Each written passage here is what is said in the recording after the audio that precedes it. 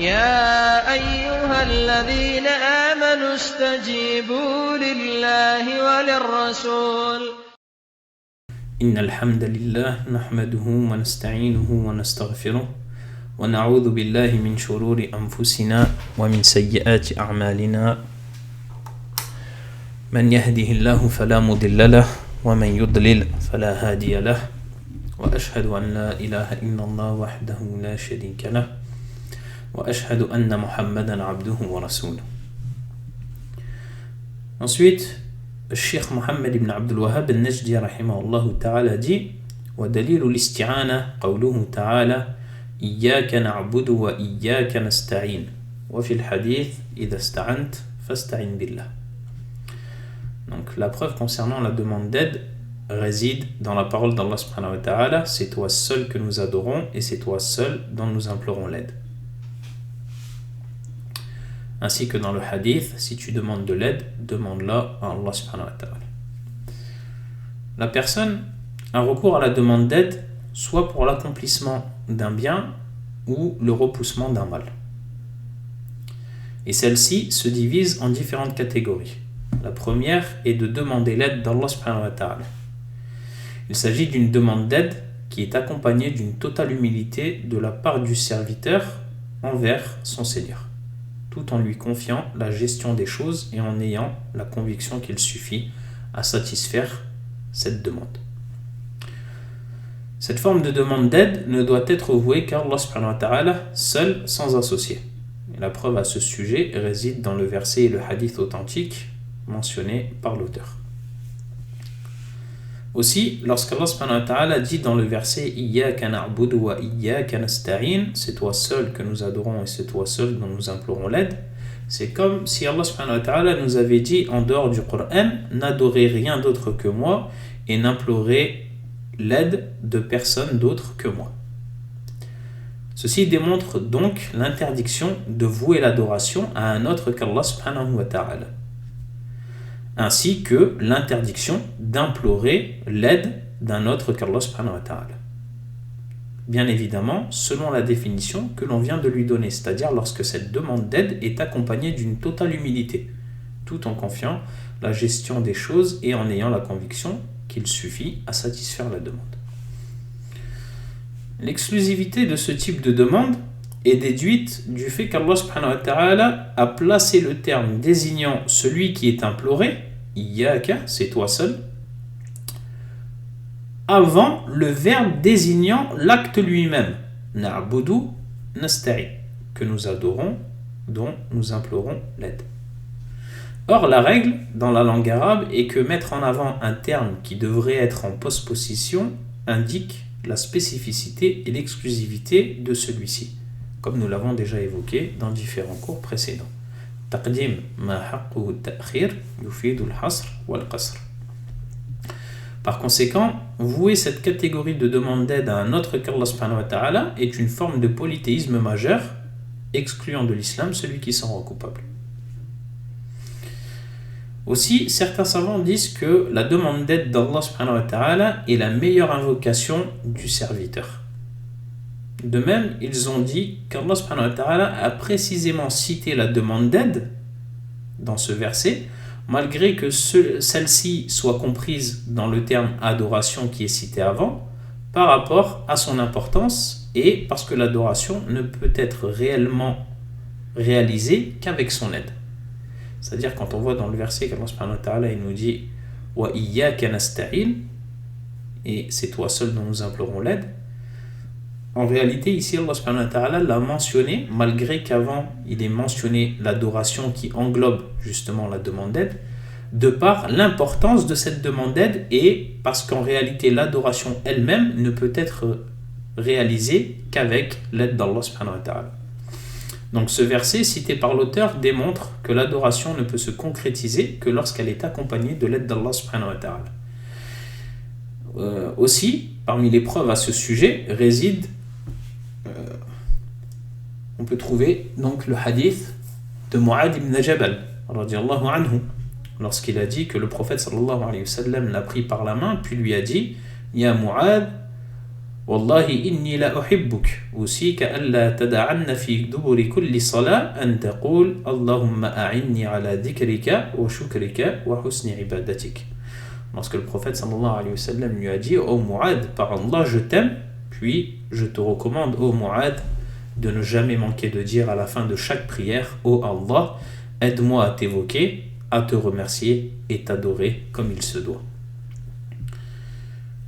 Et il faut savoir que les savants ont divergé quant au sens de fi duburi kulli salah, lorsque le prophète sallallahu alayhi wa sallam a dit à la fin de chaque prière. Certains ont vu que cela voulait dire après la salutation. Une fois que la prière est conclue, que la personne a fait sa salutation, elle fait cette évocation. Alors que d'autres ont vu que c'était à la fin de la prière, mais c'est-à-dire avant la salutation. C'est ce qui paraît être le plus vrai, comme le confirment certaines versions du hadith. De même que on peut le voir dans la langue arabe. Lorsque l'on dit duburul hayawan, la fin d'une chose peut faire partie de cette même chose. Donc, ceci n'impose pas qu'elle se fasse après. Ensuite, la deuxième catégorie, c'est le fait de rechercher l'aide d'Allah subhanahu wa ta'ala au travers des actes et des comportements aimés par Allah subhanahu wa ta'ala. Cette catégorie est recommandée. Et la preuve à ce sujet réside dans la parole d'Allah subhanahu wa ta'ala: wasta'inu bis sabri was salah. Rechercher secours dans l'endurance et la prière. Quand Allah subhanahu wa ta'ala dit chercher secours dans l'endurance, wasta'inu bis sabri, c'est parce que la personne est faible face à l'obéissance d'Allah azza wa jal, ainsi que face à ses interdits et à son décret. De ce fait, la personne doit chercher le secours dans l'endurance pour compenser cette faiblesse. Vous vous souvenez, on a vu qu'il faut patienter dans l'obéissance d'Allah subhanahu wa ta'ala face aux interdits d'Allah subhanahu wa ta'ala et aux décrets d'Allah subhanahu wa ta'ala.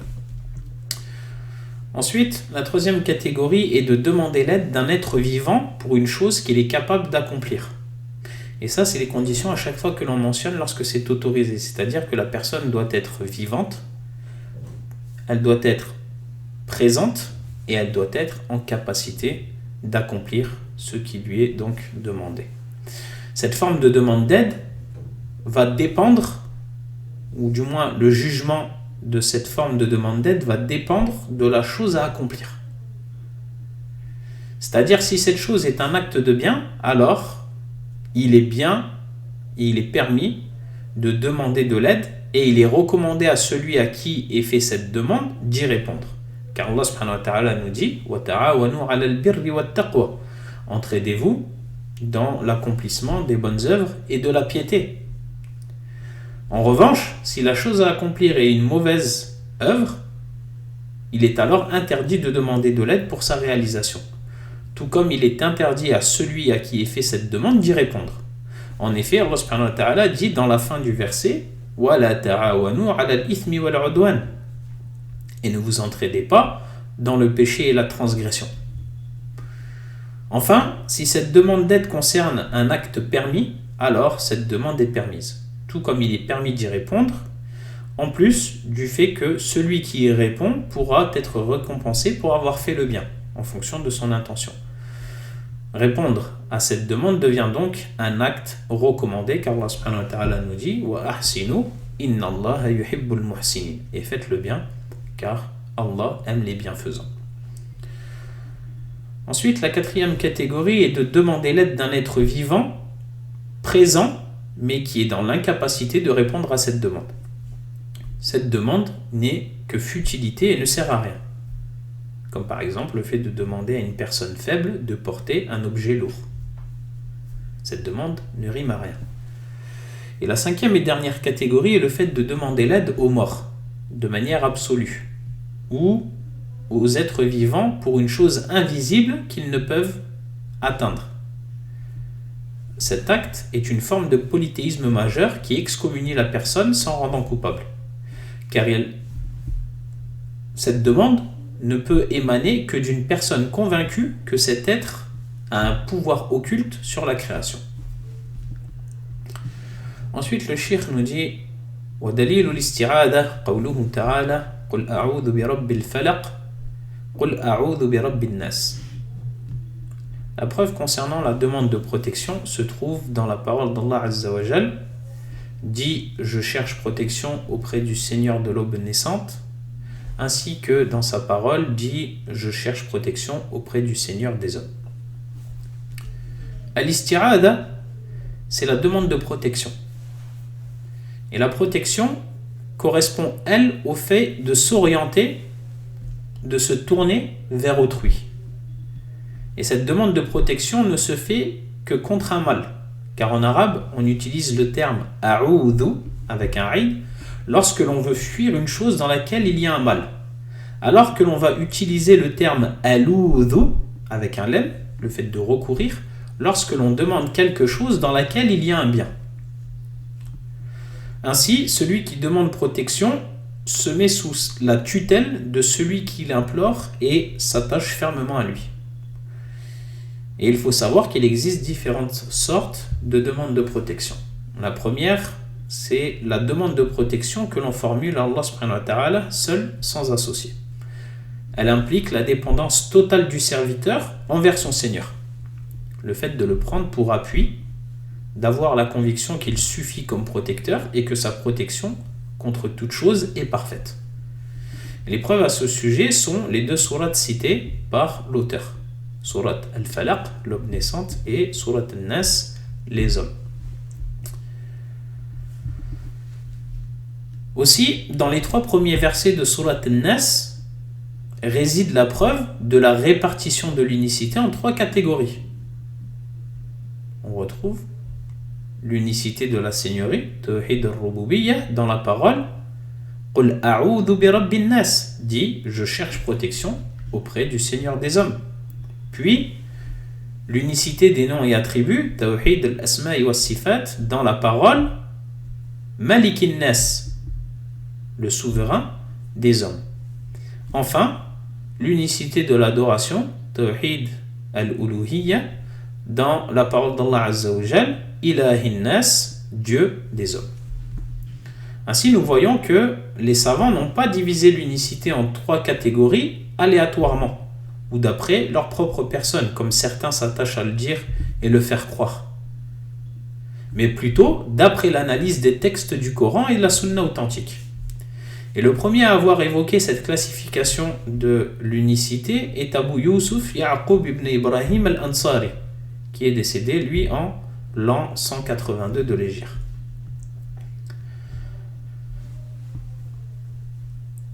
Ensuite, la deuxième catégorie est le fait de chercher protection auprès d'un des attributs d'Allah subhanahu wa ta'ala, comme sa parole, ou sa grandeur, sa puissance, et autres attributs similaires parfaits d'Allah subhanahu wa ta'ala. La preuve à ce sujet se trouve dans le hadith du prophète sallallahu alayhi wa sallam, lorsqu'il a dit A'udhu bi kalimatillahi tammati min sharri ma khalaq. Je cherche protection auprès des paroles parfaites d'Allah subhanahu wa ta'ala contre le mal des êtres qu'il a créés. Ainsi que dans le hadith authentique du prophète sallallahu alayhi wa sallam A'udhu bi adamatik an aghtala min tahti. Je cherche protection auprès de ta majesté contre le fait que la terre s'ouvre sous moi.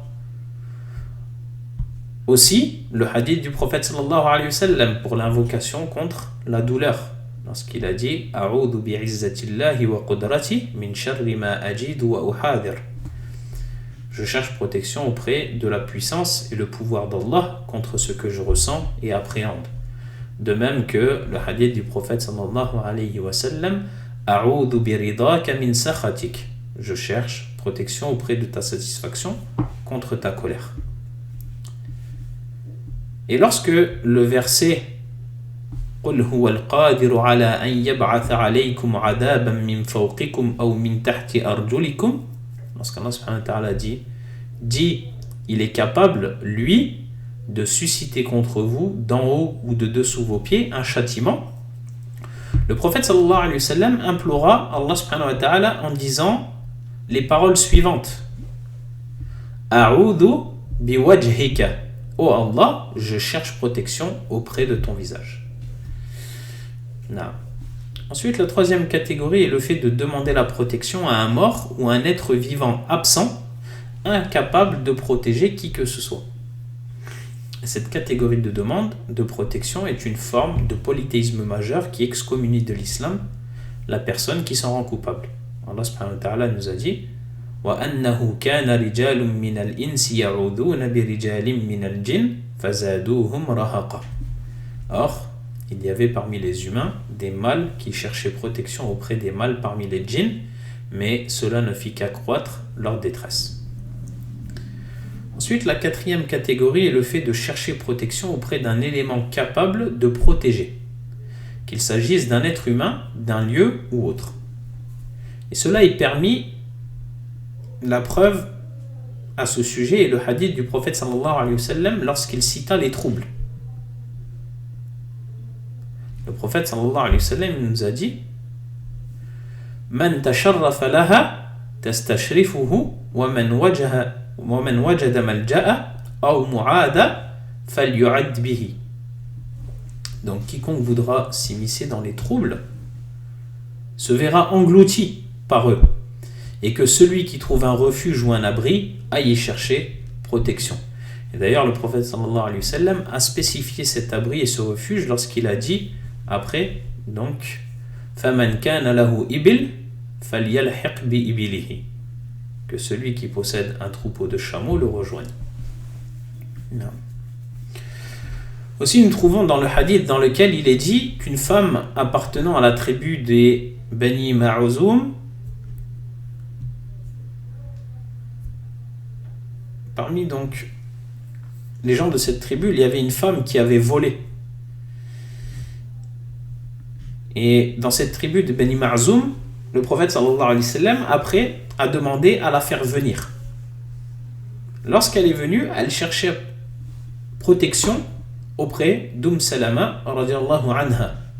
Comme ceci est rapporté dans l'authentique de l'imam Muslim, d'après Jabir ibn Abdillah radiallahu anhu. Il y a aussi le hadith dans lequel le prophète sallallahu alayhi wa sallam nous a dit, donc, une personne chercha protection auprès de la maison d'Allah, Al-Kaaba, et un groupe lui sera alors envoyé. Ya'udhu 'a'idun bil bayti fayub'athu ilayhi ba'th. De ce fait, si quelqu'un nous demande protection contre les méfaits d'une personne injuste, alors il nous est obligatoire de lui accorder refuge et le protéger autant que possible. Par contre, si cette personne nous demande protection pour réaliser une mauvaise œuvre ou pour fuir une obligation, alors il est interdit de lui accorder le refuge. Donc ça va dépendre en fonction, le jugement va dépendre de cette chose qui est demandée. Pourquoi la personne va demander la protection. Ensuite, l'auteur nous dit وَدَلِيلُ الْإِسْتِغَاثَةِ قَوْلُهُ تَعَالَى إِذْ تَسْتَغِيثُونَ رَبَّكُمْ فَاسْتَجَابَ لَكُمْ. La preuve concernant la demande de secours se trouve dans la parole d'Allah quand vous implorez le secours de votre Seigneur et qu'il vous exauça aussitôt. Al-Istighatha est une sorte de demande plus précise que les deux précédentes. La demande d'aide, Al-Isti'ana, et la demande de protection, Al-Isti'ada. Elle correspond à la demande de secours. Et le secours, lui, consiste à tirer un être de la difficulté ou le sauver de la mort. Et cette demande se divise donc en plusieurs catégories. La première, la demande de secours auprès d'Allah subhanahu wa ta'ala. Il s'agit d'une des meilleures et plus parfaites actions, qui est d'ailleurs donc l'habitude des prophètes, alayhimus salatu wassalam, et de leurs adeptes. La preuve à ce sujet est la parole d'Allah subhanahu wa ta'ala citée par l'auteur. Quand vous imploriez le secours de votre Seigneur et qu'il vous exauça aussitôt. Et ce verset a été révélé à l'occasion de la bataille de Badr, lorsque le prophète sallallahu alayhi wa sallam aperçut les polythéistes au nombre de 1000, alors que ses compagnons étaient un peu plus de 300 seulement. Alors le prophète sallallahu alayhi wa sallam pénétra dans sa tente pour implorer son Seigneur, en levant les mains en direction de la Qibla. Puis il a dit: oh Allah, accomplis la promesse que tu m'as faite. Oh Allah, si tu anéantis cette poignée de musulmans, tu ne seras jamais plus adoré sur terre. Et le prophète sallallahu alayhi wa sallam ne cessa d'implorer le secours de son Seigneur en levant les mains jusqu'à ce que le manteau qu'il avait sur ses épaules tomba. Et Abu Bakr radiallahu anhu alors ramassa le manteau et revêtit le prophète sallallahu alayhi wa sallam, puis se posta derrière lui et lui dit: Ô messager d'Allah, ton imploration est suffisante, car Allah accomplira certes les promesses qu'il t'a faites. Et c'est alors que le verset précité fut révélé, comme ceci fut rapporté dans l'authentique de l'imam Muslim, d'après Omar ibn al-Khattab, ainsi que Abdullah ibn Abbas radiyallahu anhum. Ensuite, la deuxième catégorie est la demande de secours auprès d'un mort ou d'un vivant absent et qui ne peut donc être d'un quelconque secours. Cet acte est une forme de polythéisme majeur, car il ne peut émaner que d'une personne convaincue que cet être a un pouvoir occulte sur la création. Il lui accorde donc une part de seigneurie, al-rububiyya, qui est propre à Allah subhanahu wa ta'ala, seul, sans associé. Allah subhanahu wa ta'ala il nous dit: Amman yujibul muttar idda'ahu wa yakshifu as-su'a wa yaj'alukum khulafa al-ard a ilahum ma'allah qalilan ma tadhakkarun. N'est-ce pas lui qui répond à l'angoissé quand il l'invoque et qui enlève le mal et qui vous a fait ou qui vous fait succéder sur la terre génération après génération?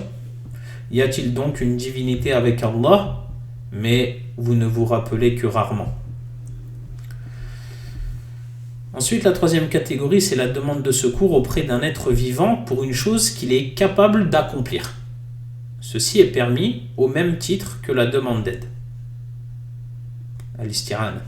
Allah subhanahu wa ta'ala dit, en mentionnant l'histoire de Moussa: فَاسْتَغَاثَهُ الَّذِي مِنْ شِيعَتِهِ عَلَى الَّذِي مِنْ عَدُوِّهِ فَوَكَزَهُ مُوسَى فَقَضَى عَلَيْهِ. L'homme de sa tribu l'appela au secours contre son ennemi. Moussa lui asséna un coup qui lui fut fatal.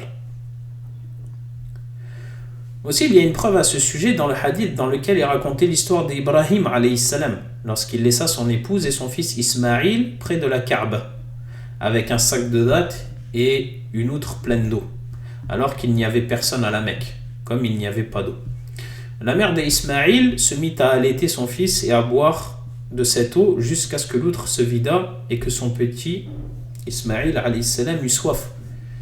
Elle le regardait tandis qu'il se tordait de douleur et s'éloignait pour ne pas le voir dans cet état jusqu'à ce qu'elle montât sur le mont de Safa, le plus proche monticule de cette terre. Elle monta à son sommet et se mit à scruter la vallée dans l'espoir de voir quelqu'un, mais elle ne vit personne. Elle descendit alors le monticule jusqu'à ce qu'elle arriva à la vallée. Elle releva un peu sa tunique et marcha en s'empressant comme celui qui ployait sous une lourde charge. Une fois arrivée à l'autre bord de la vallée, elle trouva donc le monticule d'Al-Marwa, au sommet duquel elle monta et elle scruta l'horizon dans l'espoir de voir quelqu'un, mais ne vit personne. Donc ça c'est justement pour ceux d'entre vous qui le savent déjà, ou d'autres, c'est-à-dire pour ceux qui ont déjà accompli Al-Umrah, c'est la circumambulation que l'on fait entre As-Safa ou Al-Marwa en faisant 7 fois. Donc la femme d'Ibrahim alayhi salam le fit 7 fois, et une fois arrivée donc au sommet d'Al-Marwa, elle entendit une voix et elle se dit à elle-même: tais-toi.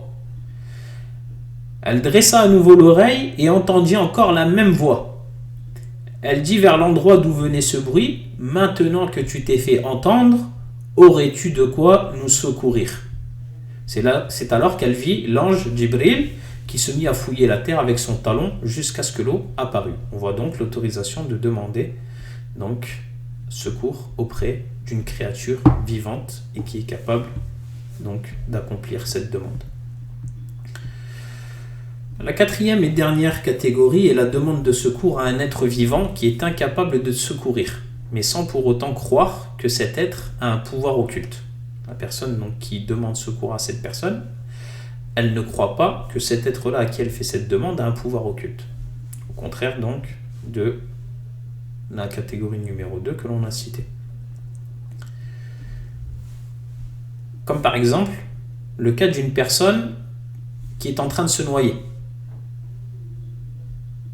Et elle va demander à un handicapé physique de le secourir. Ceci n'est qu'une futilité et c'est une façon, voire même, de se moquer de la personne à qui on demande secours. C'est donc interdit pour ces raisons. Il y a même certains savants qui ont considéré, donc, voient une autre raison à celle-ci pour l'interdiction de ce type de demande de secours, qui est la possibilité qu'une tierce personne, en voyant le noyé demander secours à l'handicapé, pourrait penser que ce dernier a un pouvoir occulte lui permettant de tirer les gens de la difficulté.